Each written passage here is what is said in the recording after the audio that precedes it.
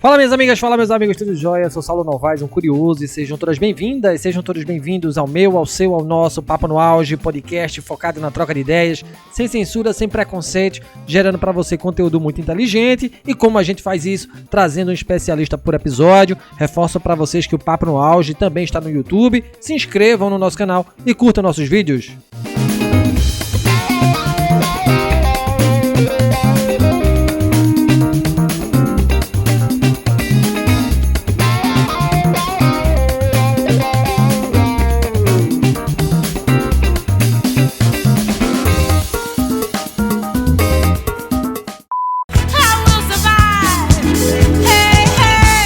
Vocês já pararam para pensar por que falamos em pleno século XXI de orgulho LGBTQIA+? Será que é mesmo preciso criar esse rótulo e ainda por cima levantar uma bandeira? Será que não podemos ser apenas seres humanos, independente de suas preferências sexuais? Muita gente deve fazer essas perguntas toda vez que um gay sai às ruas ou vai às mídias sociais manifestar seu orgulho de ser LGBTQIA+. Tem gente até que acredita que também deve ser criado o Dia do Orgulho Hétero como resposta. Existem páginas de orgulho hétero no Facebook, com muitos membros inclusive. Há pessoas que defendem a existência de uma ditadura gay, quando se falava, por exemplo, na tentativa de criação de uma campanha educacional contra o bullying às crianças gays nas escolas. Ou falavam sobre a criação de um suposto kit gay, entre outras fake news. A verdade é que o orgulho LGBTQIA+, tem a sua importância por conta de uma história de lutas e de preconceitos ainda arraigados em nossa sociedade. Quando a gente se debruça sobre os números, a cada 1 hora um homossexual é agredido no Brasil. Entre 2015 e 2017, data em que os dados foram analisados pelo SUS, 24.564 notificações de violências contra essa população foram registradas, o que resulta em uma média de mais de 22 notificações por dia, ou seja, quase uma notificação a cada hora, fora os casos que não são denunciados. Por isso, pensar em direitos que façam possível a vivência e a sobrevivência íntegra de um ser humano, como o direito à vida e o direito à dignidade, é fundamental.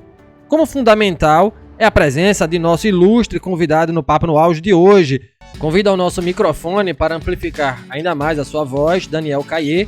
Daniel é bacharel em Ciências Jurídicas e Sociais pela Universidade Federal do Rio Grande do Sul e servidor público junto à Defensoria Pública do Rio Grande do Sul.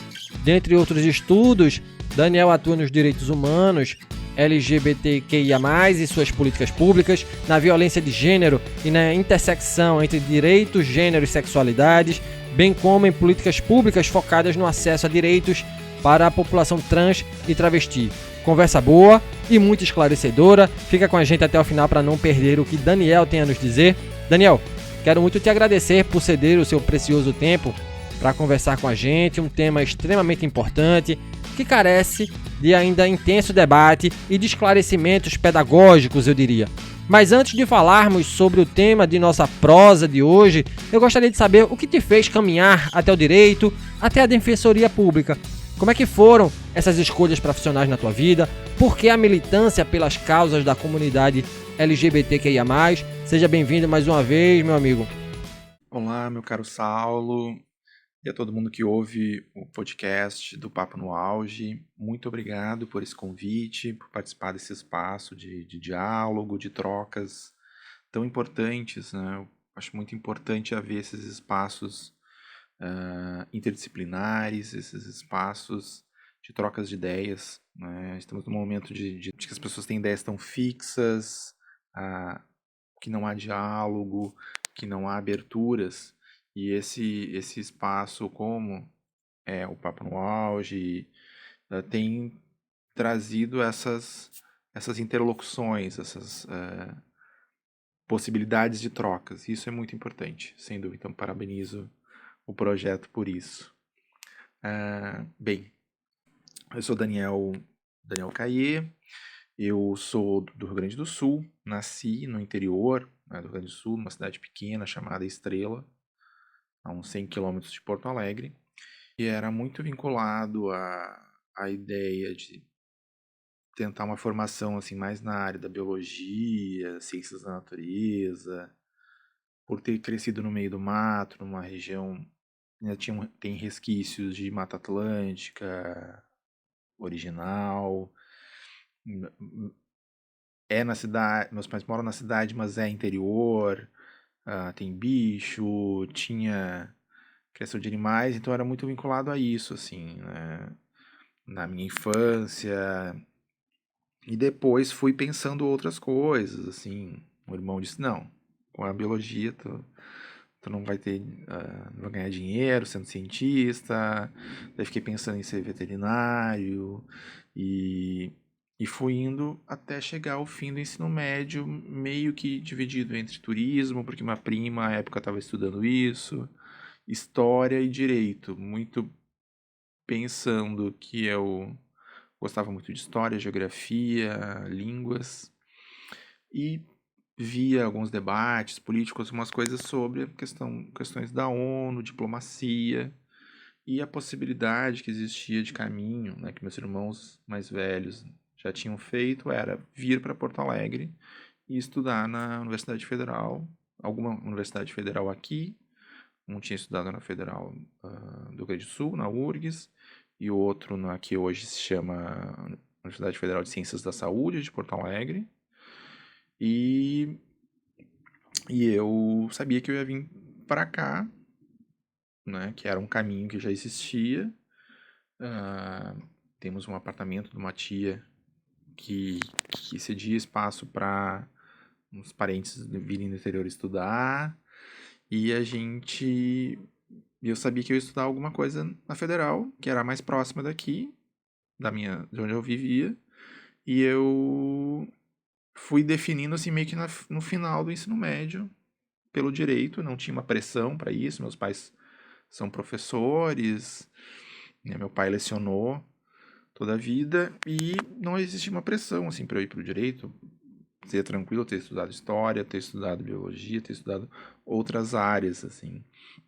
E acabei não passando de primeira, vim morar em Porto Alegre em 2002, 2003 passei no vestibular e nessa lógica de gostar, de pensar essa questão da ONU, diplomacia, línguas, logo que eu entrei, conversando com os colegas, um colega tinha se matriculado para fazer língua russa como uma cadeira optativa no curso de letras da URGS, né?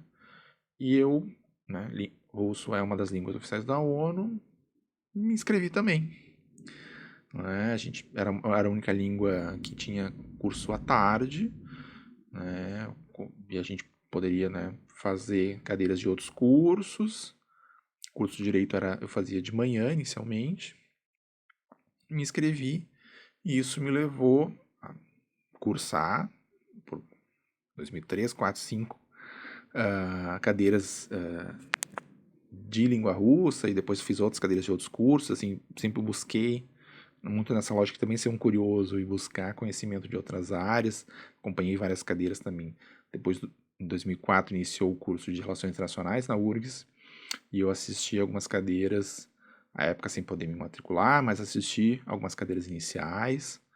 E a minha professora de russo, a professora Tanira Castro, disse, não, é para ter um convênio da Faculdade de Direito da URGS com a Faculdade de Direito da Universidade Federal, Estatal de Moscou. E eu me disse, procura uma professora lá, professora Cláudia Lima Marques.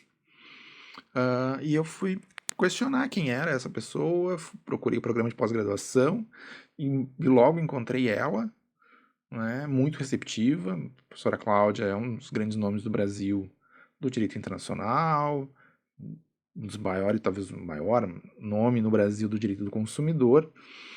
E ela me convidou para entrar no grupo de pesquisa dela, achou interessante, não tinha nenhum convênio, nunca houve esse convênio, nunca fui para a Rússia.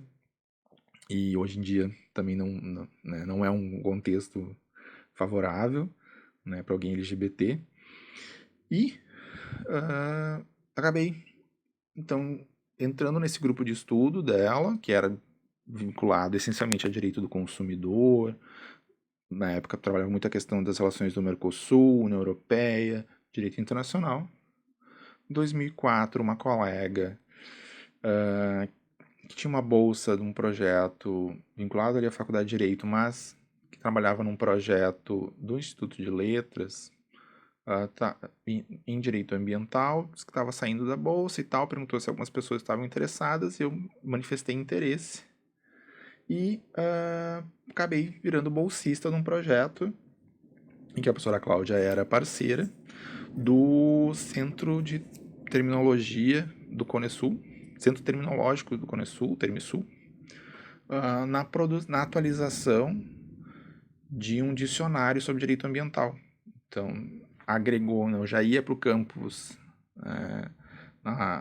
aqui na URGS tem o direito, né, como uma faculdade que existe já antes de existir a Universidade Federal, fica bem no centro da cidade, e as ciências mais sociais e também todas exatas, ciências biológicas, e muita coisa foi para uma área bem distante do centro, né? Se chama o Campus do Vale, fica na divisa com uma cidade vizinha, Viamão, e lá eu já ia fazer as disciplinas de russo, depois fiz cadeiras nas sociais e fiz outras disciplinas. Também ficava no Instituto de Letras, onde ficava o Termisul, então eu já intercambiava entre esses campos e pude, né, fazer então essas atividades da bolsa. Por ter muito interesse na Rússia, minha primeira pesquisa depois de iniciação científica foi sobre o papel do Brasil e Rússia na consolidação e assinatura do Protocolo de Quioto sobre mudanças climáticas.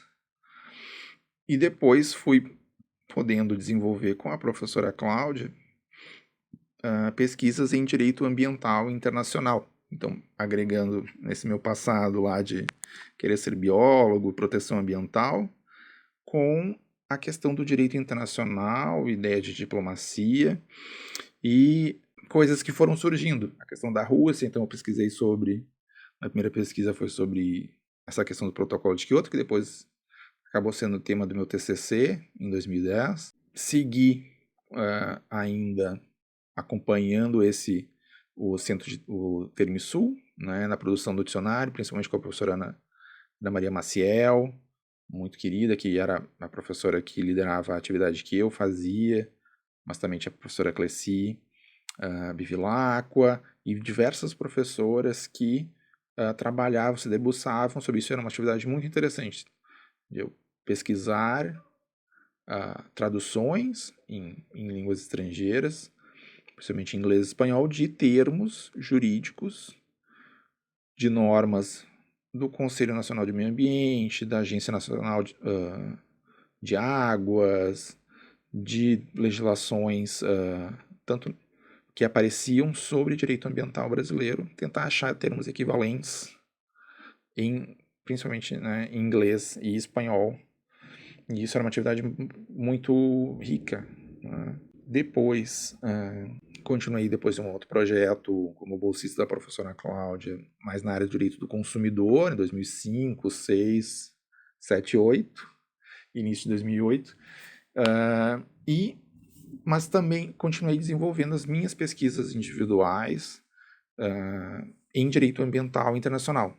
Tive a sorte de ter a minha vida também cruzada pela uma professora dos Estados Unidos, a professora Catherine Tinker, que era ainda uma grande ambientalista, que veio num intercâmbio como professora visitante. Entrei num grupo de estudos dela sobre águas subterrâneas, questão do aquífero Guarani, aqui na região do Mercosul, e águas transfronteiriças. E em 2005 ainda continuei pesquisando individualmente questões sobre águas transfronteiriças. Em 2006, essa professora, a professora Catherine, que tem uma ONG afiliada com a possibilidade de participação em conferências da ONU, escreveu para nós apresentarmos, eu ela e algumas outras alunas do projeto do grupo de pesquisa que ela liderou aqui em 2004, 2005. Em 2006 ela já não estava mais no Brasil, mas inscreveu, né? Assim, eu sabia, ela escrevi para a gente apresentar um trabalho numa conferência da ONU, na 8ª Conferência Ordinária da Convenção da ONU sobre Biodiversidade, em Curitiba, em março de 2006. E fui lá, eu, nos 21, fiz 22 anos lá durante a conferência, acompanhá-la. Pudemos apresentar um esboço, a gente elaborou uma proposta de convenção, né, um estudo sobre uma proposta de convenção de proteção ambiental às águas subterrâneas do aquífero, com base em outras propostas que existiam sobre rios transfronteiriços na Europa, diversas normas de direito comparado. E foi uma experiência extremamente rica. Então, assim, eu estava muito nesse caminho, né? Direito ambiental, direito ambiental, direito ambiental. Em 2006, pude, com a recomendação dessas professoras, ter acesso a uma bolsa para um curso de verão na Universidade de Gießen, na Alemanha, perto de Frankfurt, sobre biodiversidade. E, na verdade, eu participei da conferência, né, da ONU sobre biodiversidade. Foi ali um espaço riquíssimo, riquíssimo, riquíssimo. Pude passar uma primeira semana acompanhando a professora Catherine, e ela voltou aos Estados Unidos e eu fiquei sozinho uma segunda semana, em que, graças ao russo, eu conheci uma advogada, líder indígena da Sibéria, a Olga Timofeevna Tereshkina, que acabei acompanhando, então, um pouco o que ela e outros indígenas russos acompanhavam aqui nessa conferência, e também um encontro, assim, meio que eu acabei ajudando como um tradutor de português, e acabei ficando muito próximo do Adam, que era um líder camponês Maasai da Tanzânia, que estava aqui também na conferência, e a gente acabou. Em uma segunda semana, primeiro acompanhei mais a professora e esses debates sobre a questão de águas, e uma segunda semana mais os debates, que eram muito vinculados à bioética, biodireito, com essas lideranças indígenas de outros países, assim, indígenas de povos tradicionais, né? No caso dos Maasai.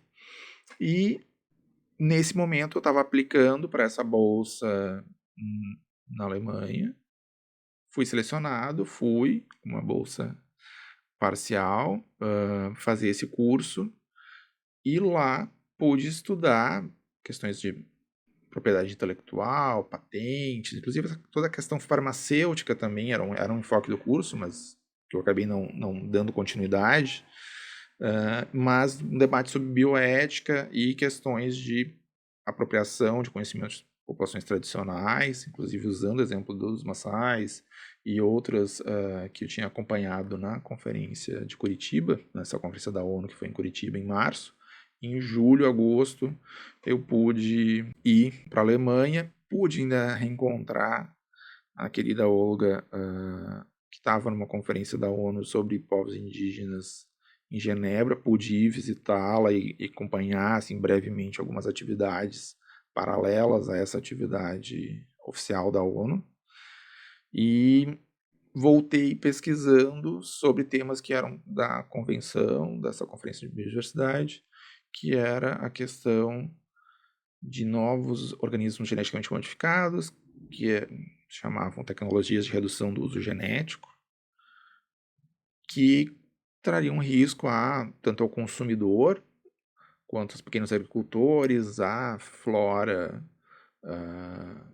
nativa, e então estava nesse caminho, direito ambiental, direito ambiental, direito ambiental.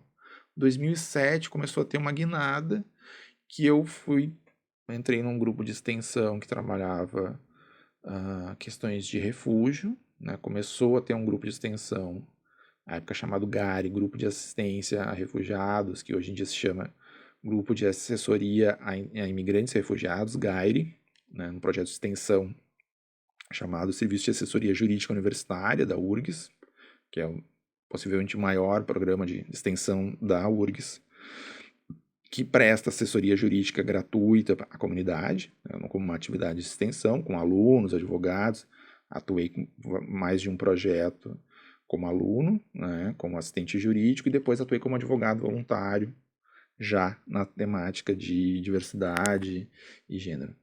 Tive essa questão de trabalhar a questão de refugiados na extensão, e fui pesquisar refugiados e a questão climática.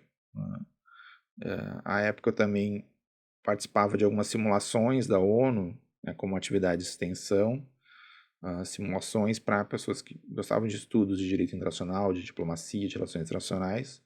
Liderei uma simulação do Alto Comissariado da ONU para refugiados, debatendo a crise, a emergência ambiental no Oceano Índico,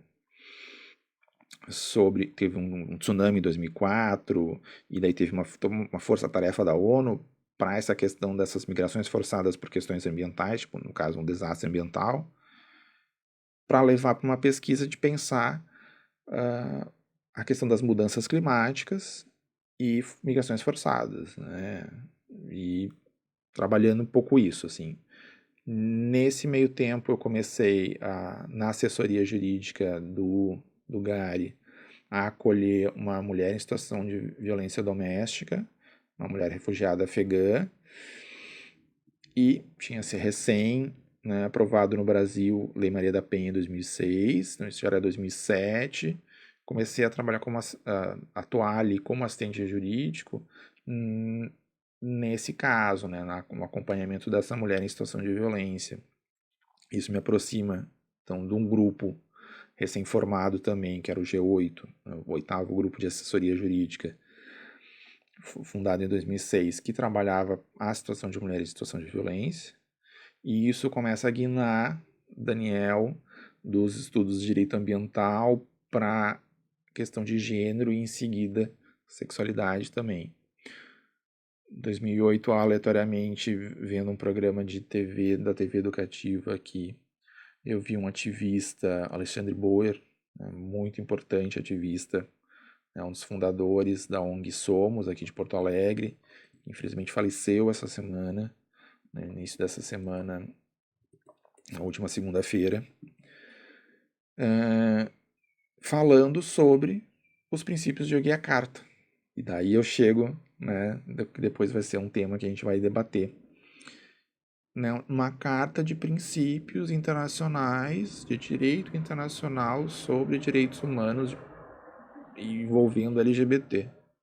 À época, 2008 já, eu com 24 anos já tinha noção que eu era, né, desse grupo LGBT, LGBTQIA+, né, como um homem gay cisgênero, né, então, que afetivamente me relaciono com outros homens, né, vou ter uma vinculação afetiva, amorosa, com pessoas do mesmo sexo, e cisgênero no sentido de eu me entender enquanto gênero pertencente ao gênero masculino, que foi o que foi designado ao meu nascimento, né?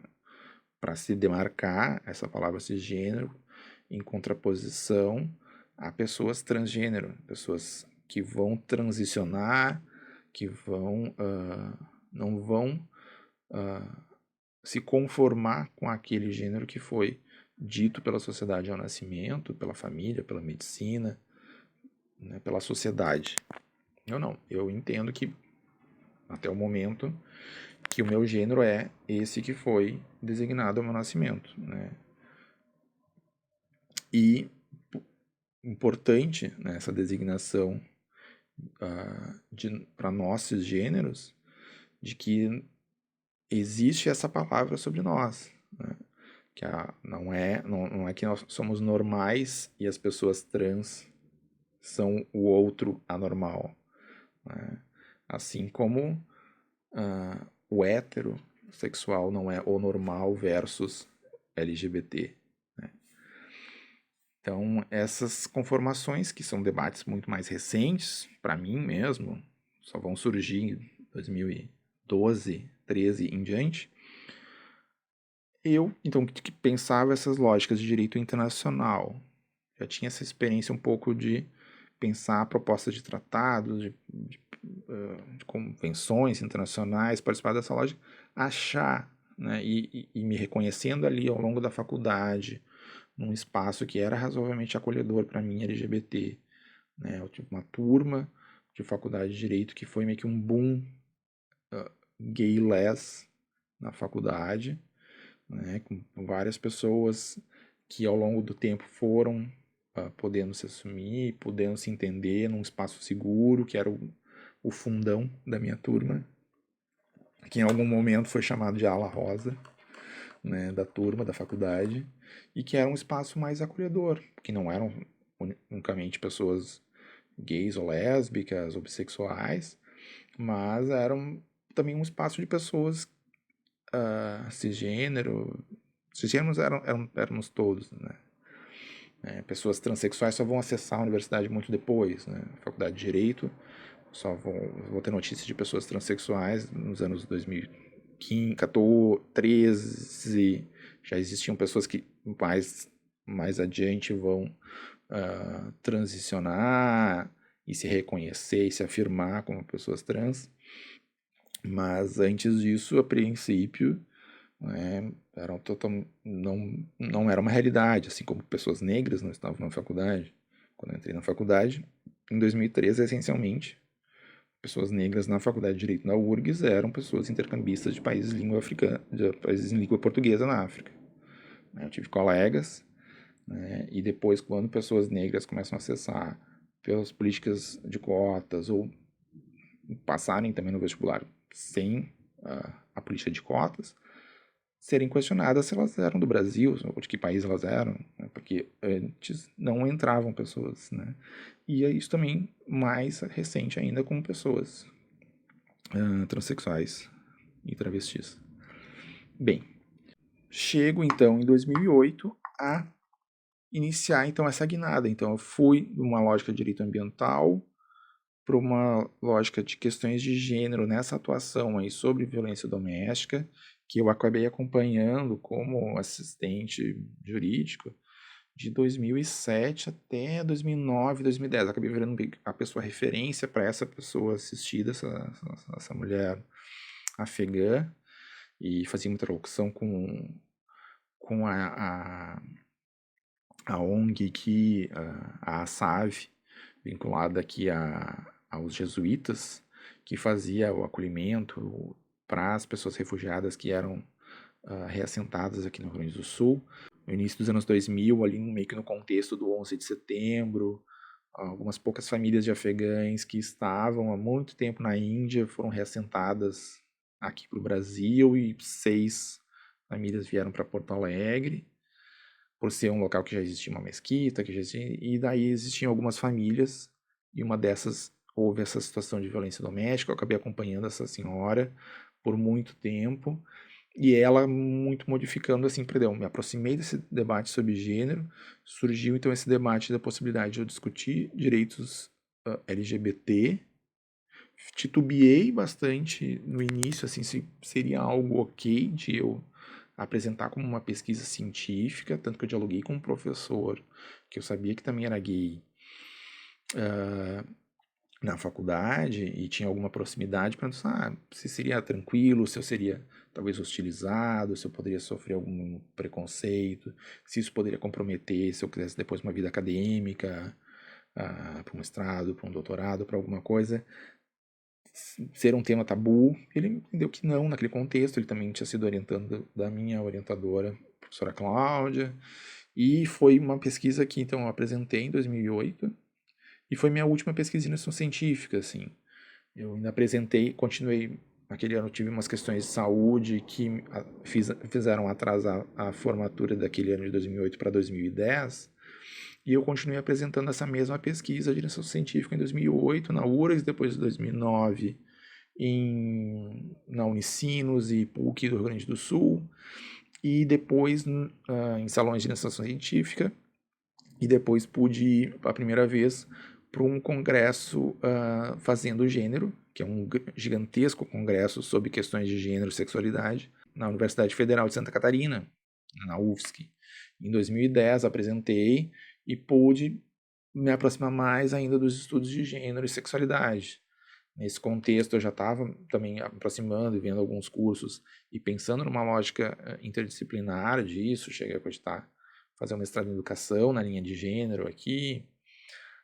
Lá me aproximei a um debate sobre feminicídio, né, que estava bem inicial no Brasil, né, sobre o termo jurídico disso, e cheguei a apresentar um projeto de mestrado que trabalharia essas questões aqui na URGS, com o professor Tupinambá Pinto de Azevedo, um grande penalista, que se mostrou aberto a debate de questões de violência de gênero.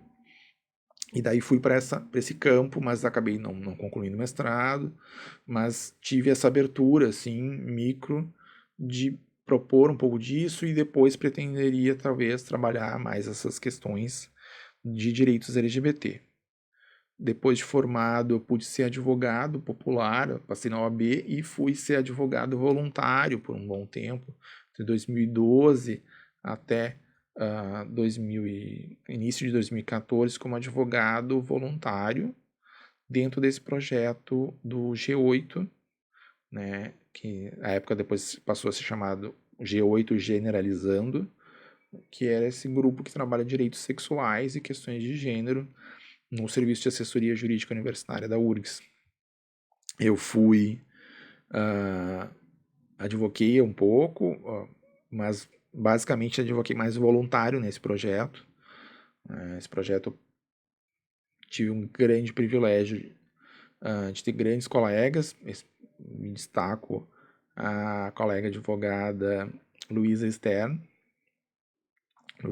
Lenz, que era uma mulher transexual, advogada, uma das primeiras, talvez, se eu não me engano, a primeira, não é a primeira, mas uma das primeiras a utilizar nome social na carteira da Ordem dos Advogados do Rio Grande do Sul, e foi muito decisiva e importante para depois atividades que nós tivemos de mutirões de retificação de registro para pessoas transexuais e travestis nesse projeto lindo chamado Direito à Identidade, Viva o Seu Nome, que me marca muito, né? Como nessa minha atuação de advocacia. E nesse momento ali acabou surgindo um concurso para servidores da Defensoria Pública. Acabei me aproximando um pouco dessa ideia da Defensoria Pública como um órgão interessante nesse espaço de ser advogado popular e muito do que a assessoria jurídica universitária faz são papéis que institucionalmente a defensoria faz, né, de acesso, garantir acesso à justiça para pessoas que não têm condições de pagar um advogado particular. Acabei fazendo um concurso em 2013 e ingressando como servidor técnico administrativo na Defensoria Pública em 2014, né, sempre ficando lotado em Porto Alegre. Atuei numa unidade de atendimento inicial da Defensoria, onde tinha acolhimento também para pessoas transexuais retificarem, alterarem seu nome e gênero por via judicial, que era o que existia de possibilidade à época. E tinha recém sido criado uma normativa interna da Defensoria pelo uso do nome social da pessoa transexual e travesti ser reconhecida pelo nome que ela se autoafirma, né, independentemente do nome do registro, da documentação oficial. E passei um pouco a divulgar isso. Isso foi visto como positivo pela Defensoria, fiz algumas palestras sobre isso ainda em 2014. Em 2016, eu pude ingressar na ouvidoria da Defensoria Pública, que é um espaço de diálogo com a sociedade civil, com os movimentos sociais, além de ser um espaço para reclamações e solicitações de atendimentos, denúncias sobre alguma irregularidade ou um elogio sobre atividades positivas no serviço público. Pude trabalhar na ouvidoria, seguindo também algumas produções, capacitações internas para defensores e defensoras ingressantes e servidores e servidoras ingressantes nas carreiras da defensoria aqui, sobre questões de gênero e sexualidade. Então, participando de uma oficina com outros colegas militantes da causa das mulheres negras e colegas servidoras, pessoas com deficiência, sobre acolhimento para grupos específicos, grupos vulneráveis, e pude colaborar bastante com a defensoria nisso entre 2016 e 2019, e eu cheguei a passar depois por um outro setor que trabalha a mediação de conflitos na defensoria, e agora, mais recentemente, retornei para a ouvidoria, agora em abril desse ano, e de novo nessa proposta, assim, acabei recentemente uma formação, uma pós-graduação lato sensu sobre ouvidoria pública, um projeto apoiado pela Controladoria Geral da União e a Ouvidoria Geral da União, uma formação voltada para servidores que já tinham experiência e atuação em ouvidoria pública, e atualmente, novamente, volto a colaborar com essas questões de debates internos na defensoria sobre questões de diversidade de uma forma mais próxima. Então, assim, um pouco para além dessa militância nas questões LGBT que eu acabei principalmente tendo dentro desse espaço de extensão universitária, com o G8 analisando, diálogo com várias ONGs.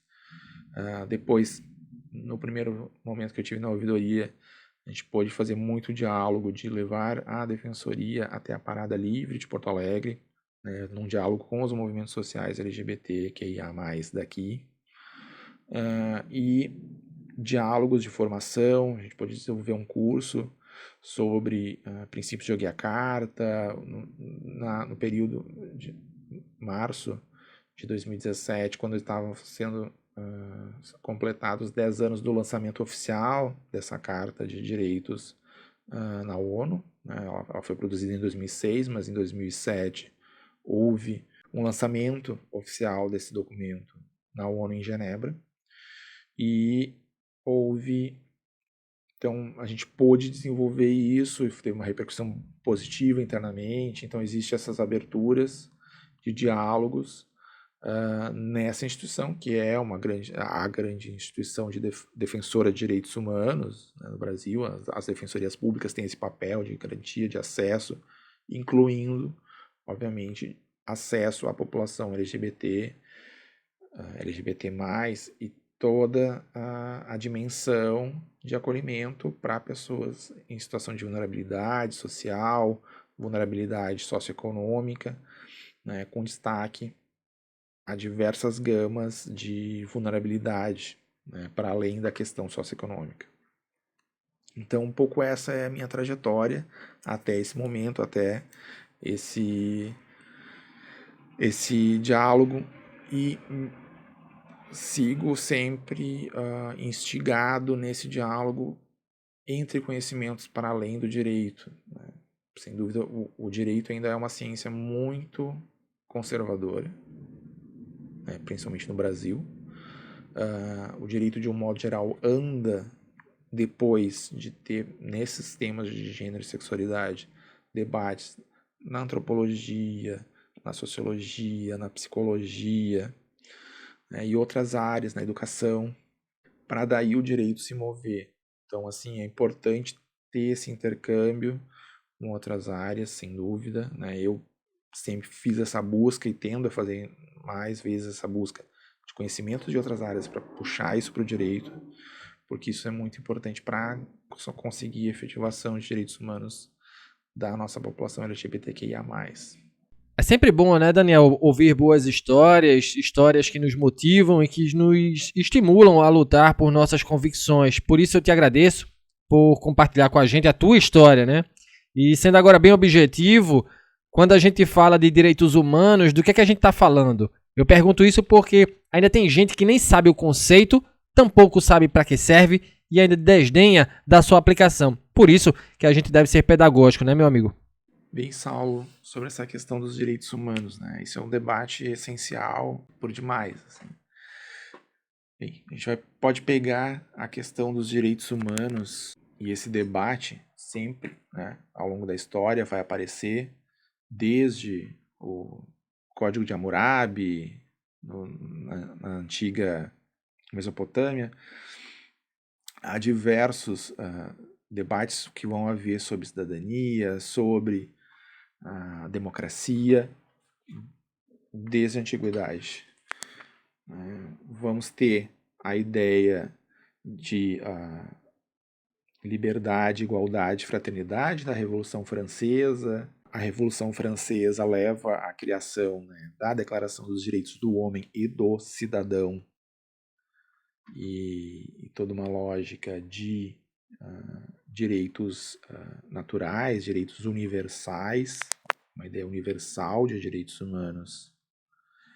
Com essa declaração em 1789 e 2 anos depois, a ativista Olympe de Gouges vai criar, que era uma escritora, uma ativista, abolicionista francesa, vai criar a Declaração dos Direitos da Mulher e da Cidadã, já num primeiro contraponto ao que é esse universal dos direitos humanos.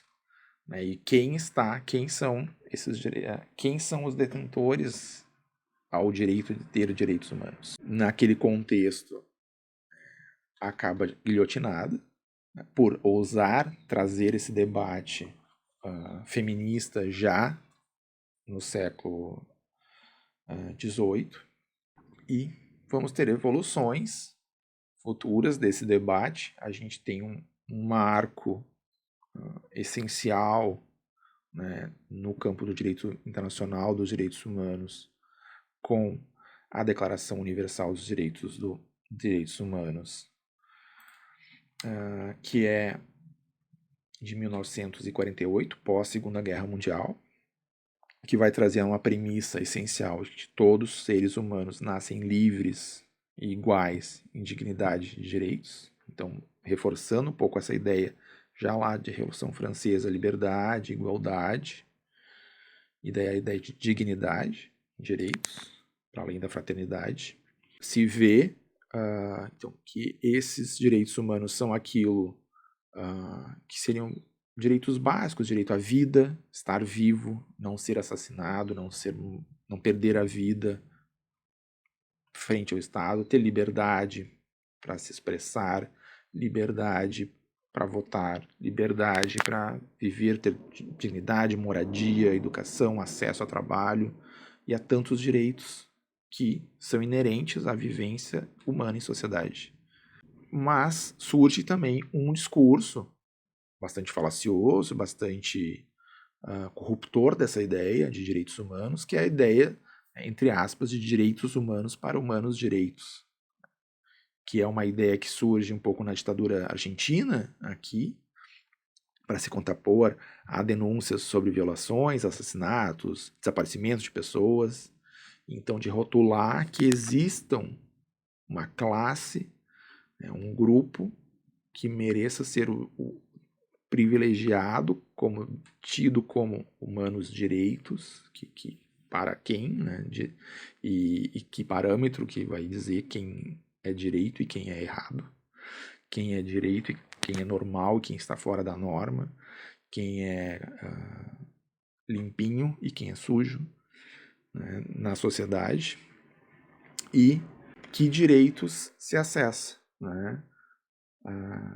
É importante pensar que o direito a ter direitos talvez seja o mais humano, o mais essencial que há de direitos humanos, né?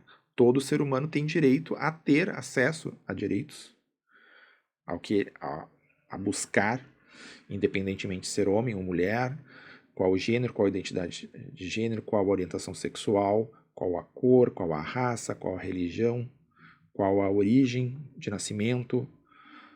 As pessoas têm direitos a aquilo que represente a sua dignidade de vivência como indivíduo, e direitos da coletividade, direitos sociais, e isso vai evoluindo no direito como uma construção que pode ser vista como ondas, né?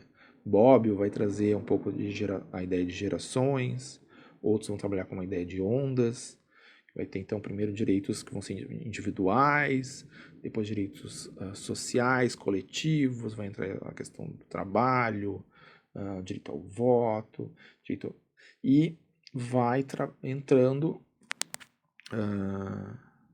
novos direitos vão surgindo. A ideia de novos direitos é bastante importante. A questão do direito ambiental, um direito à proteção da nossa coletividade como consumidores, direito da pessoa idosa, o direito da pessoa LGBT, o direito das mulheres. Muitos grupos vão reivindicando também essa sua parcela de ter direitos, ser um ser humano que tem direito a acessar direitos, né?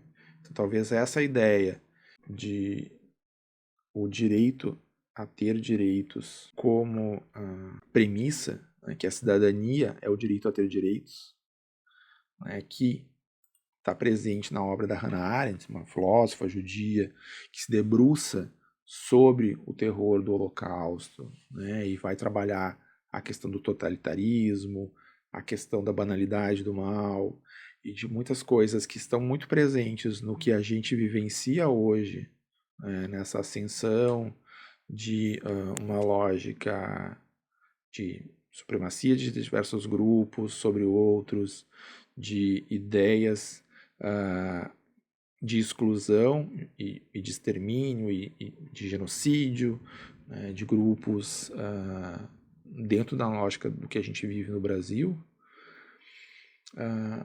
É muito interessante ter essa ideia de que o direito humano mais essencial é um direito a ter direitos, a ter acesso a ser considerado cidadão, né? Ser considerado digno de ter direitos.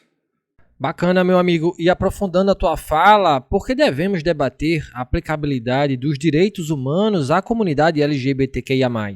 Aprofundando então essa questão, temos então essa ideia universal de direitos humanos, esses tensionamentos que vão surgindo, então, desde a Olympe de Gouges para então abarcar, sair desse universal, desse homem branco, cisgênero, heterossexual, com trabalho, com propriedades, com dinheiro. A época da Revolução Francesa escravagista, o nobre, o com acesso ao capital, né, o burguês. Existe, então, essa lógica de direitos para esse, né, que é o cidadão de bem, o homem honesto, que já apareceram na legislação, que já é o cidadão médio, né, que aparecia muito no direito, e que nega a existência de pluralidades.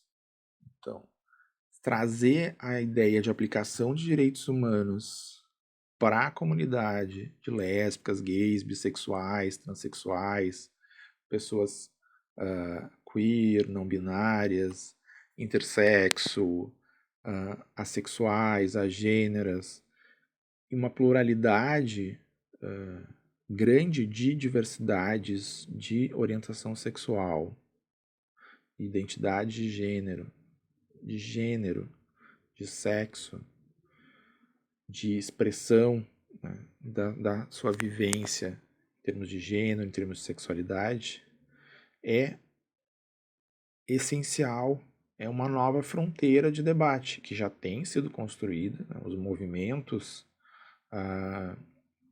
de luta, de emancipação, a revolta de Stonewall em Nova York em 1969 vai marcar, não que não tenha existido mobilizações anteriores, não que não exista diversas pessoas que foram lutar por essas questões envolvendo no gênero e sexualidade antes disso, obviamente, né? Mas por ser um local central, Nova York, nos Estados Unidos, ter tido uma revolta que teve em relação à violência policial, então a luta pelo orgulho, e que levou depois à criação das paradas.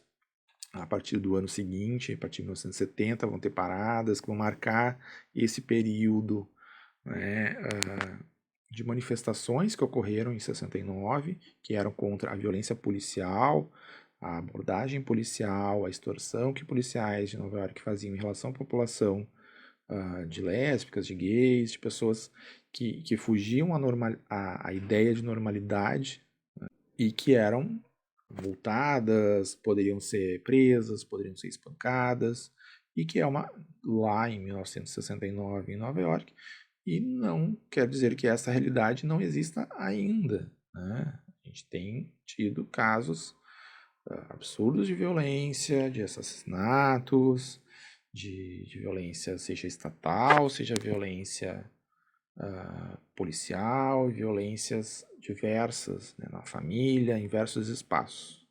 Então, a urgência e necessidade de debate sobre direitos humanos aplicáveis a toda a diversidade humana está muito presente, porque ainda vivemos num estágio de frequente, né, de permanente violação de direitos humanos às populações de, entre aspas, minorias sexuais de gênero, né, que extrapolam esse padrão visto como um ideal social da masculinidade, da cisgeneridade, da sexualidade heterossexual compulsória, né, de um gênero fixo masculino, de uma vivência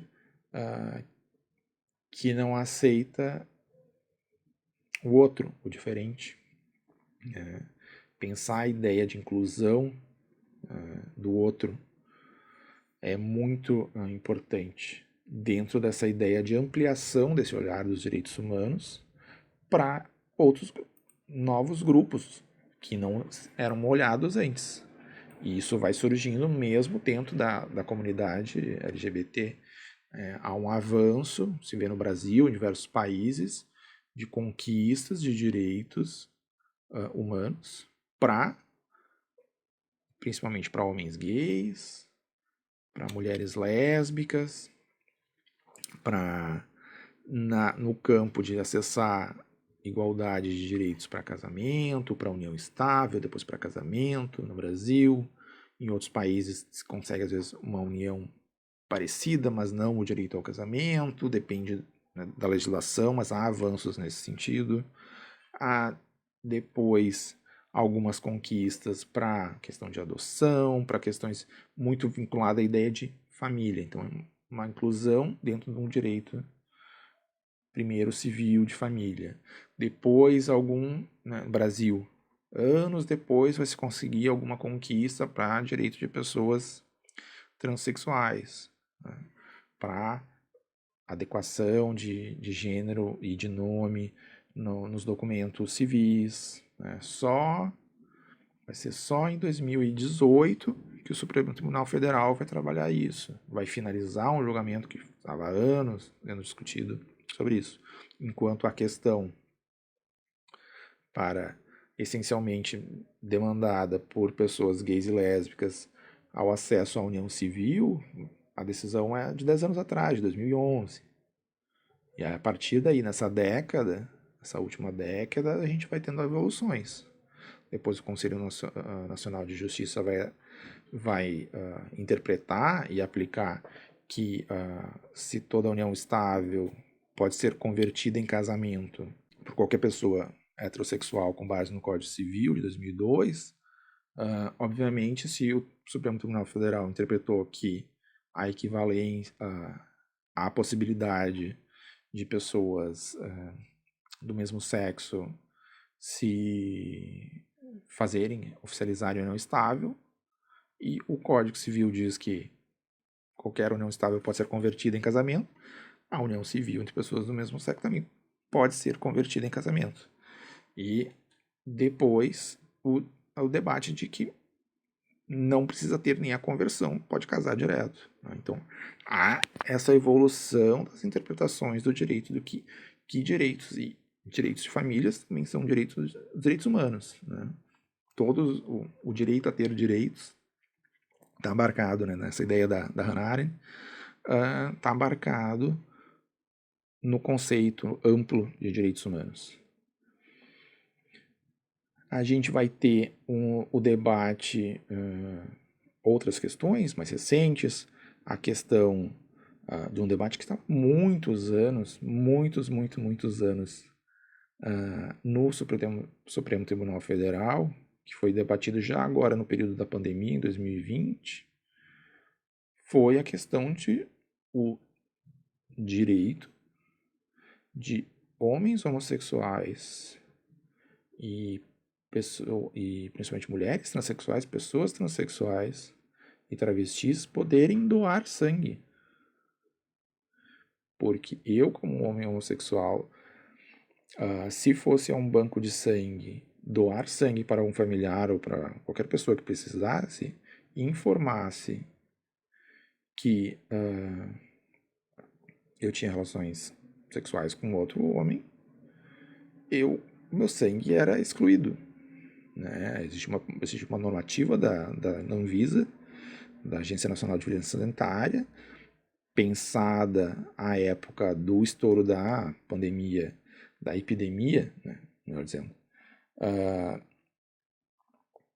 de HIV/AIDS nos anos 80, e que não havia controle sobre, né, doação de sangue, e ocorreram, né, casos de transmissão de HIV/AIDS por doação de sangue. Naquela época, essa legislação, por discriminação e preconceito, não foi atualizada e havia esse impedimento. Ou eu ia doar sangue e omitia esse fato, mentia, né, ao doar, que era o que as pessoas faziam para poder doar sangue. Ou se eu informasse, a priori isso, né, ou não seria coletado, ou ser coletado seria descartado. Descartado sangue que poderia salvar vidas. E esse é um debate que só aconteceu mudança nos Estados Unidos primeiro e em seguida no Brasil por causa da emergência, da necessidade causada pela pandemia de Covid-19. Que talvez esse debate não prosseguiria, não voltaria a ser julgado. Meio que nem se esperava que esse debate seria solucionado no ano passado. Não era algo que estava na pauta do dia. Era algo que estava meio que esquecido, assim, para ser avaliado em algum momento. Assim como existem outros debates que ainda não foram julgados. Existem questões, né? A questão do banheiro, acesso ao banheiro conforme a identidade de gênero da pessoa e não haver discriminações. Tinha um caso muito, né, se não me engano, de Santa Catarina, que está para julgamento há muitos anos e está aguardando, em algum momento, ser colocado para discussão novamente. Então, é importante, né? Acho que trouxe alguns elementos assim que fazem pensar a importância desse debate, né? E sempre penso que o debate de direitos humanos é um campo de disputa também, é um campo de narrativas. Desde esse debate da Lynn Hunt, que tem um livro muito importante chamado A Invenção dos Direitos Humanos, que foi onde eu conheci a história sobre a Olympe de Gouges, e depois fui ler mais profundamente. Ela vai trazer essa questão de que tem esse campo de disputa de narrativas, do que é o direito, o que são direitos humanos, para quem são esses direitos humanos, né? Para que serve, quem tem acesso a eles, e há essa necessidade de ampliar novos grupos. Direito de populações indígenas, de populações tradicionais, de populações quilombolas. N debates. Quem tem acesso à vacina, hoje em dia, quem tem acesso a ser grupo prioritário no Plano Nacional de Imunização, né? Como houve essa luta e esse debate para populações quilombolas, para populações tradicionais serem incluídas, para a população em situação de rua, que não é vista como cidadão em sua plenitude. N debates estão ocorrendo e são importantes. E essas demandas e essas pautas se entrecruzam das pessoas LGBTQIA+, indígenas, ou quilombolas, ou em situação de rua, ou com questões de saúde mental, ou em situação de prisão. E é importante ter essa dimensão, e isso depois a gente pode debater, estão muito presentes na ideia dos princípios de Yogyakarta, que direitos humanos são interdependentes, interligados, interrelacionados. O direito à vida não está dissociado do direito à moradia, né? O direito à educação, o direito à saúde, o direito de tratamento digno pelo Estado, um julgamento justo, o direito à defesa judicial. Não existe como exatamente ponderar o que é mais direito humano do que outro. Claro, pensar o direito à vida, estar vivo. A princípio seria o mais basilar, né? Não ser assassinado, não ser morto pelo Estado. Mas é uma questão de ponderação, né, de direitos. E o que é mais basilar é tênue essa diferenciação entre direitos humanos básicos. Muito boa a tua fala, Daniel. E na década de 90, o movimento feminista, né, que já possuía mais visibilidade internacional, ao trazer para a ONU discussões sobre sexualidade, tratou sobre a questão da liberdade de orientação sexual, bem como sobre os direitos das mulheres lésbicas.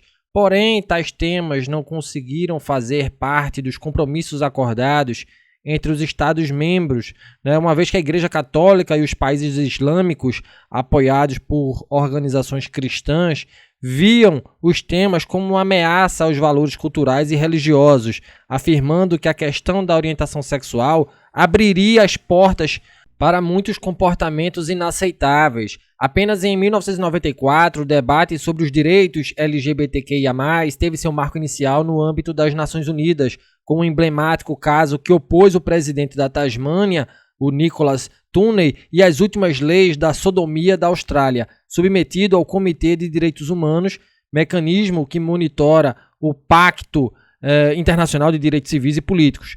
No caso, o comitê declarou que leis que violam direitos LGBTQIA+, violam direitos humanos, declarando mais especificamente que a lei da Austrália, que criminalizava relações homoafetivas entre adultos, violava o direito à privacidade. O caso Tunney ofereceu a esperança de que o Sistema Internacional de Direitos Humanos poderia, ao menos, prover recursos contra as leis abusivas e práticas que ainda criminalizam, patologizam e demonizam aqueles cuja orientação sexual ou identidade de gênero não se encaixa na norma padrão.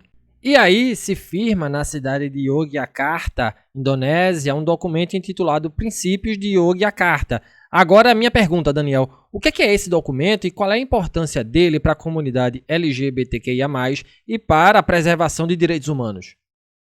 Bem, Saulo, então, pegando um pouco primeiro essa contextualização que tu traz aí desde a década de 90, a questão da pauta da luta feminista aí, por busca de direitos envolvendo questões de gênero, sexualidade, é importante destacar que para a pauta LGBT+, LGBTQIA+, sem dúvida é muito significativa a questão da epidemia de AIDS, HIV/AIDS, né? Então, está se buscando com as paradas, a partir dali do movimento de Stonewall, nos anos 70, vão se ampliando, né, paradas e reivindicações por direitos de pessoas LGBT. No Brasil, a gente tem um marco fundante assim do movimento, com a participação de militantes do grupo Somos e outros manifestantes junto a uma grande greve no ABC Paulista nos anos 80, né, 1980, existe essa participação e tem registro histórico, fotografia disso, né, de estarem lá os trabalhadores, né, homossexuais como trabalhadores na luta pelos direitos frente à ditadura brasileira. Um grupo de ativistas homossexuais vão participar, homens e mulheres, vão participar da grande greve de 1º de maio de 1980, no ABC Paulista, com faixas, né, comitê ou comissão de homossexuais pró 1º de maio, contra a discriminação ao trabalhadora homossexual, e isso vai segmentando e trazendo esse posicionamento. Havia produções como o Lampião da Esquina e outras produções de materiais que tratavam dessas vivências nesse período, né, mesmo com a repressão da ditadura no Brasil. E claro que isso levou a perseguições.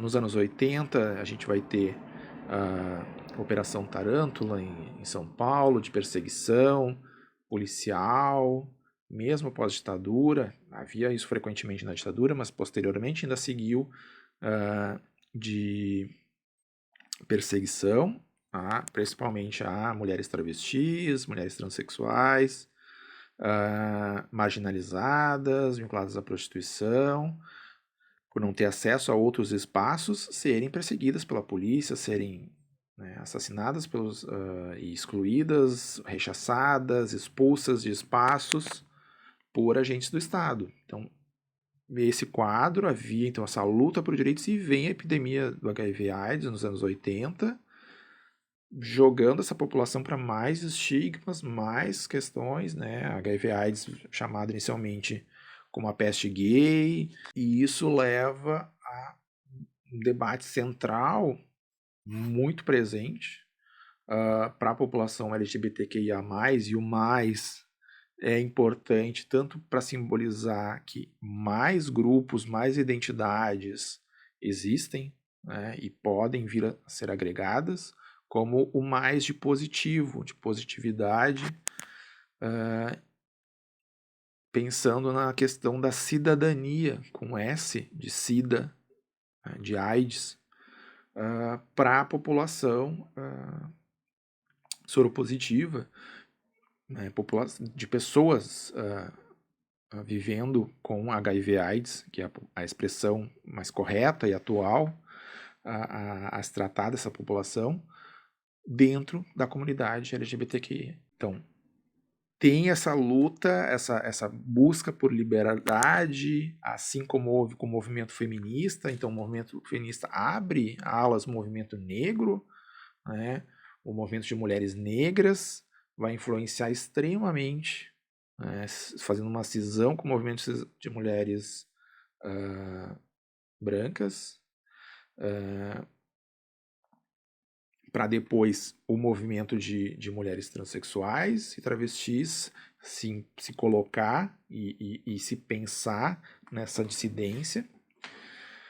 E temos então esse panorama de grande dificuldade a partir da epidemia do HIV/AIDS, e isso depois nos faz pensar a questão da pandemia, hoje em dia, do Covid-19. Em 1990, marcando aí o que passa a ser o Dia Internacional de combate à homotransfobia,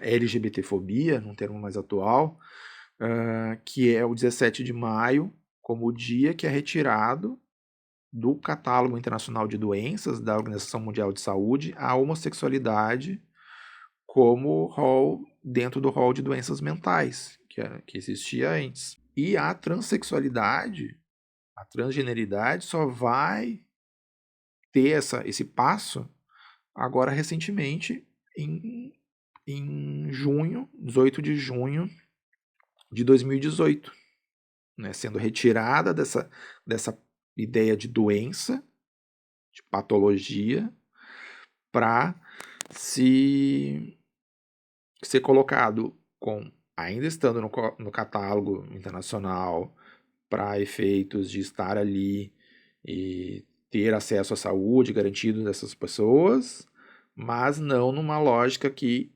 patologize, que diga que é doença, que as pessoas precisam de uma cura, de questões que não existem. Né? A ideia de cura gay, de cura trans, que é uma questão ainda muito reivindicada por grupos conservadores, dentro do campo da psicologia, da medicina, numa lógica de algo que a gente vai falar em breve, que tem um contrafluxo frente a esse ganho de direitos, né, pelas mulheres, pelos grupos LGBTQIA. A gente tem, então, no panorama internacional, né, pegando esses pontos que tu trouxeste, algo muito importante em 1994, né, com a segunda Conferência Internacional sobre Direitos Humanos no Cairo, no Egito, que vai trazer as questões, pela primeira vez num documento da ONU, a questão sobre direitos sexuais e reprodutivos, pensando inicialmente na questão dos direitos das mulheres em relação à saúde reprodutiva, acesso à saúde, acesso a cuidados da saúde da mulher. Posteriormente, na conferência de Beijing sobre direitos das mulheres, também vai se evoluir esse debate sobre gênero, né? Gênero sendo incluído nesses documentos legais, e isso vai tendo repercussões futuras. No âmbito interamericano, tem-se a Declaração de Santiago, de uma conferência regional preparatória para a Conferência de Durban, na África do Sul, que foi uma conferência em 2001 sobre racismo, xenofobia, que trazia já a ideia de discriminação por orientação sexual como uma forma agravada de discriminação racial, que é um debate que vai ser trazido mais recentemente no debate da criminalização da homotransfobia pelo Supremo Tribunal Federal aqui no Brasil em 2019, né? Trazendo a interpretação, por analogia, da homotransfobia, no sentido de que como foi utilizado pelo tribunal, mas lato sensu na ideia de LGBTfobia, né, um termo cunhado pelo movimento para abarcar então, a perseguição, discriminação e contra a população LGBTQIA+, e no Brasil, e é o termo aprovado aí nas conferências de direitos LGBT no âmbito nacional, a última que ocorreu, a gente tem, então, esse debate, então, ali, nesses anos 90, 2000, essa evolução. Isso já gera um contrafluxo de ideias contrárias à discussão de gênero, e já lá, nos anos 90, o cardeal Ratzinger, que depois se tornaria o Papa Bento XVI, é um das pessoas dentro da Igreja Católica que cunha um termo que viria a ser a ideia de ideologia de gênero, que é algo totalmente falacioso, para se contrapor a esses avanços na conquista de direitos das mulheres a partir dessas conferências do Cairo e de Beijing, agregando a pauta de direitos humanos das mulheres e tratando de saúde, direitos reprodutivos e sexuais, e isso abre depois portas no campo do direito para discutir questões de sexualidade, identidade de gênero.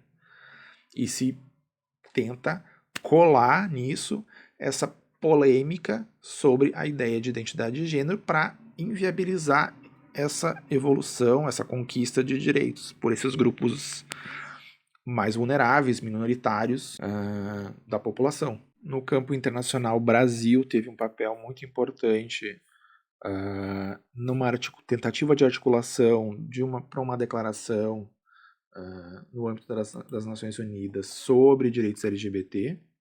Existia a proposta brasileira, como era chamada, com vários países mais progressistas, Canadá, União Europeia, e que foi barrada, assim, foi colocada, adiada, colocada para escanteio por pressão econômica, principalmente de países árabes, né, mais tradicionais, que possuem leis muito mais duras, muito mais rígidas, né, nessa região de Oriente Médio, Norte da África, é onde existem a maioria dos países, estão os países, essencialmente, que oficialmente tem, por exemplo, pena de morte para pessoas LGBT, né, no regimento, na sua legislação.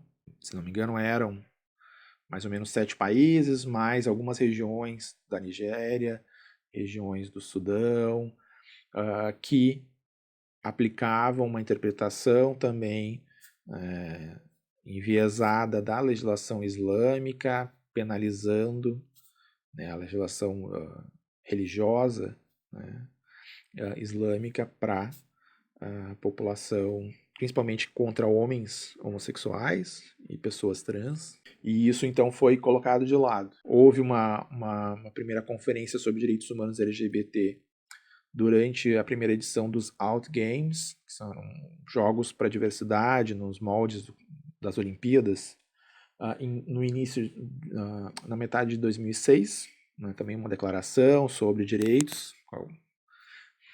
E no fim de 2006, finalmente daí chegamos aos princípios de Yogyakarta, né, que é esse tema que a gente vai abordar um pouco mais. Eles são chamados, não é uma reunião oficial da ONU, né, é uma reunião de especialistas de 29 países diferentes, incluindo uma brasileira, né, Sônia Correia, representando a Associação Brasileira de Estudos Interdisciplinares sobre HIV/AIDS, a BIA, e ela é uma das redatoras dessa Carta de Princípios, que foi chamada pela Comissão Internacional de Juristas, então algo promovido por organizações internacionais, né, da sociedade civil, com especialistas, estudiosos, militantes, ativistas, que vão construir um documento que tem uma pegada muito interessante. Assim como a gente tem, então, esse histórico da Declaração Universal dos Direitos Humanos, de 1948. A gente tem depois pactos sobre direitos civis e políticos, direitos sociais, econômicos e culturais, que vão trazendo a evolução de direitos humanos nessa ideia de universalidade. Todo mundo tem direito à vida, todo mundo tem direito à educação, todo mundo tem direito à moradia, a acesso a emprego e renda, a um tratamento digno no âmbito prisional. E a Carta de Princípios de Yogyakarta, que elenca direitos, que ela é uma carta de princípios, né, de Yogyakarta, que é uma cidade na Indonésia, que vai trazer a aplicação do direito internacional dos direitos humanos, ou seja, o que existe nessas convenções da ONU, o que existe nesses documentos internacionais que valeriam universalmente para qualquer pessoa, a questões de orientação sexual e identidade de gênero, que não exclui as identidades preponderantes, hegemônicas, né? Não exclui a heterossexualidade, não exclui a cisgeneridade.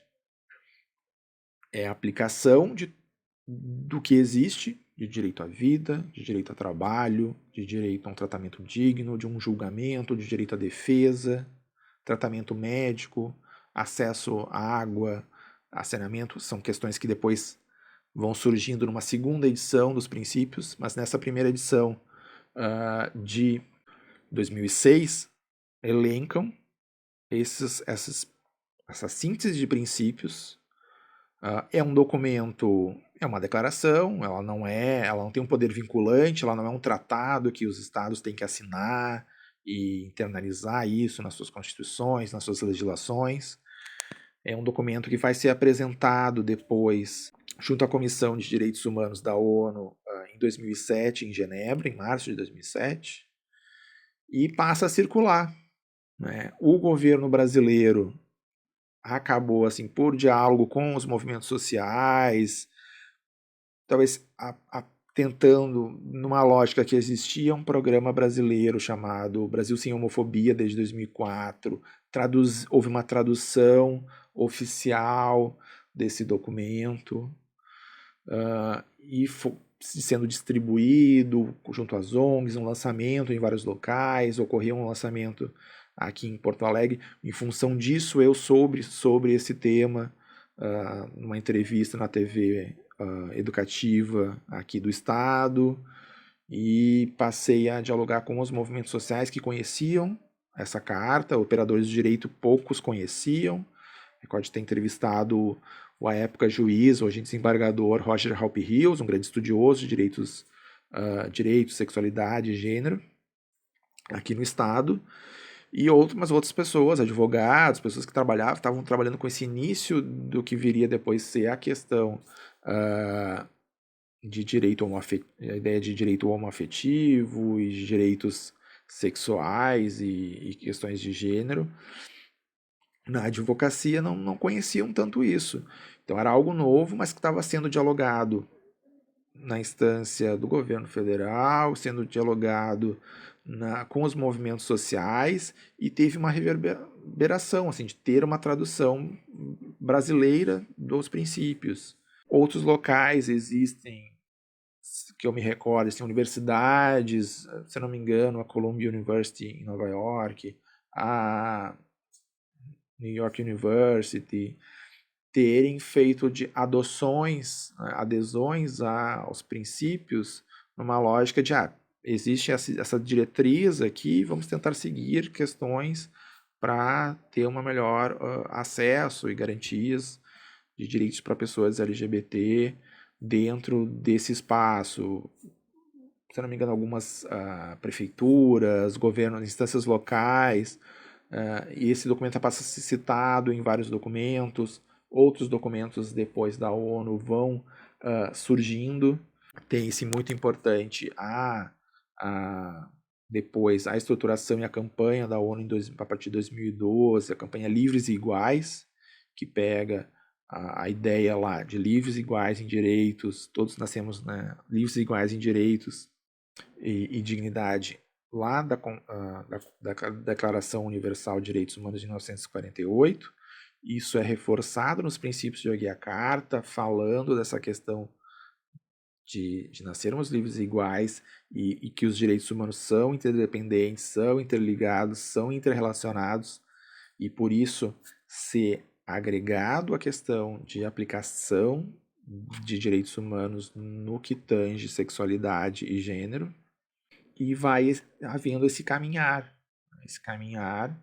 para muito fortemente nesse âmbito de declarações, de documentos que são o que se chama de soft law, né, uma lei mais branda. Eles não vinculam, eles não obrigam diretamente por existirem, eles não são uma força que tem um tratado, uma convenção internacional que os estados membros das Nações Unidas vão lá e participam com seus diplomatas e assinam um documento e são obrigados a cumprir aquilo que assinam.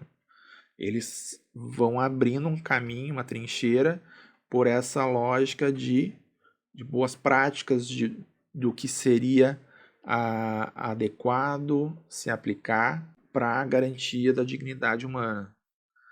o âmbito aqui da minha atuação junto à Defensoria, como servidor aqui da Defensoria Estadual do Rio Grande do Sul, a gente pôde elaborar um mini curso sobre os princípios de Yogyakarta em março de 2017, pensando nessa comemoração de 10 anos de lançamento deles oficiais na ONU, em Genebra, e teve uma repercussão muito positiva, interessante, com a participação de muitos servidores, defensores e defensoras, representantes do movimento social. A gente conseguiu trazer de forma remota a Sônia Correia para falar sobre os princípios de Yogyakarta, e em seguida ela participou de uma segunda conferência, teve uma conferência de Yogyakarta mais 10 em Bangkok, e eles nessa não nova versão dos princípios de Yogyakarta, mas houve criação de novos princípios que abarcaram novas questões, incluindo a questão de acesso a saneamento básico, acesso o direito à alimentação adequada, a erradicação da fome, que era um tema não presente, né, e que vai surgindo emergencialmente, muito na reverberação do que o Brasil fez com o programa Fome Zero, reconhecido pela FAO, e algo que teve uma importante colaboração do ativista homem trans intersexo Mauro Cabral, da Argentina, que participou da construção também dos princípios de Yogyakarta em 2006, e também dessa segunda reunião em 2017, na construção de um princípio sobre a proteção de pessoas intersexo, principalmente pessoas que nascem com uma ambiguidade sexual, uma ambiguidade da conformação e construção da sua genitália, e que, de um modo geral, sofrem cirurgias precoces, pelo que a família entende o que seria o sexo da criança, ou os médicos fazem, às vezes as famílias nem sabem. Muitas questões assim muito complexas, e então de ter uma garantia de preservação de direitos dessas crianças em relação a procedimentos médicos, possibilidade de reparação sobre isso. É um debate bastante ainda mais recente, né? Pessoas intersexo têm se organizado, tido locais para falar sobre isso, debater, assim como outros movimentos, né? Movimentos de pessoas trans têm falado mais sobre diversas questões de seus temas, movimentos de pessoas queer, não binárias, têm apresentado demandas específicas, e pessoas intersexo, uma das principais demandas é essa questão em relação às cirurgias precoces em crianças, né? Tem uma expectativa de que 1% da população mundial seja de pessoas intersexo. Isso é muita gente, né? E então, como o tabu da ciência médica, da família, do direito, nunca olhou adequadamente para esses grupos, agora há essa reivindicação, e essa atualização dos princípios de Yogyakarta traz luz sobre essas novas questões. E isso é muito relevante, ainda é um documento sem uma tradução para português, há de se trabalhar nisso, mas é um documento que tem disponibilidade, se eu não me engano, em inglês e espanhol, que são línguas oficiais da ONU, para se debruçar sobre esse tema, né, e verificar avanços nesses direitos. Então, apesar de não serem um tratado que obriga os estados a fazerem tal coisa, os princípios de Yogyakarta, nesse parâmetro de quase 15 anos, desde 2006, vem trazido e marcando um traço de caminho de evolução na garantia de direitos humanos para a nossa comunidade. Muito do que eles foram trazendo lá desde 2006 foi sendo aplicado, foi sendo estruturado em normativas internacionais, em documentos internacionais, marcaram e influenciaram as decisões judiciais.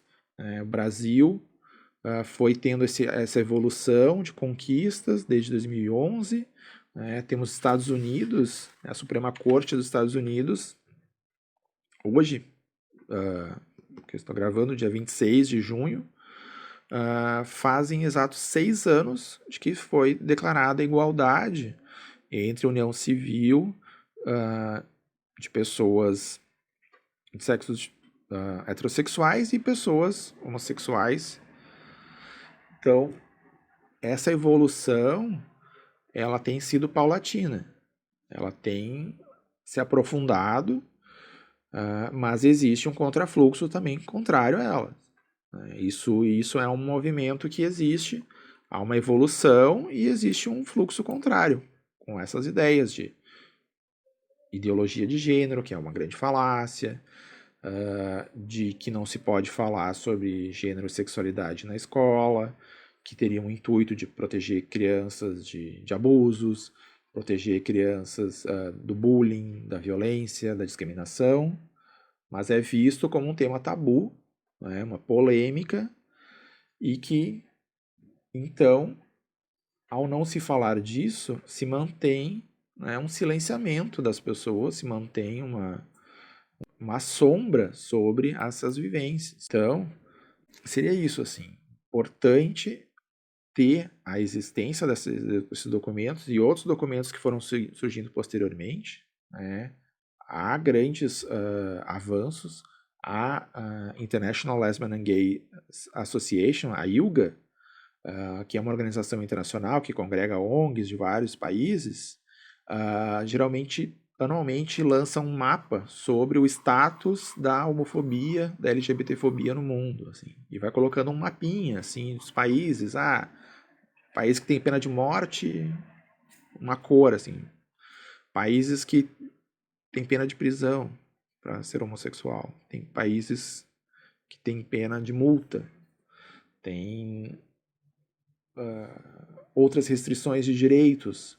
Ou as pessoas não podem casar, as pessoas não podem ter união, as pessoas não podem adotar, as pessoas trans não podem retificar o nome, ou as pessoas não têm acesso a tal direito, enquanto outros países, tal país, a pessoa pode ter união civil, pode ter casamento, pode retificar o nome, tem alguma proteção legal contra a discriminação ou contra a violência.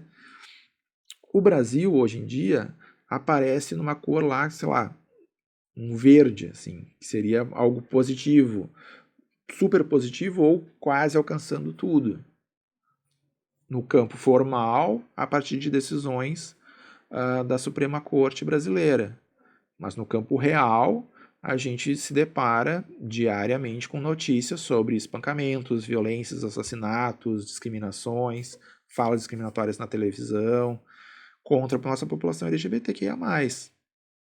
Essa semana, esse mês do orgulho, tivemos de tudo, assim, de serial killer, assassinando pessoas homossexuais, homens homossexuais no Paraná, a fala de apresentadora de TV totalmente equivocada e dizendo que se reservando o direito de ser preconceituosa, assassinatos bárbaros contra homens homossexuais,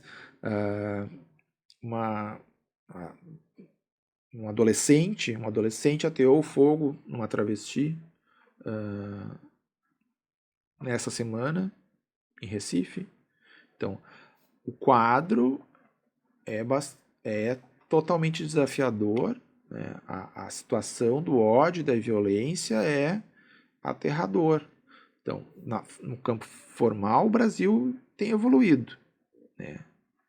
Mas a decisão da criminalização da LGBTfobia, da homotransfobia pelo Supremo Tribunal Federal em 2019 só foi aplicada num caso concreto nesse ano, recentemente, quase 2 anos depois.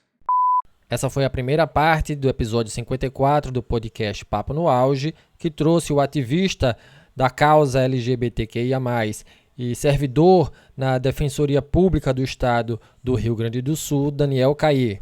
Permaneça conosco para ouvir agora a segunda parte do episódio 54 com o Daniel Caiê, ativista da causa LGBTQIA+, que falou sobre os princípios de Yogyakarta e os direitos humanos para a comunidade LGBTQIA+.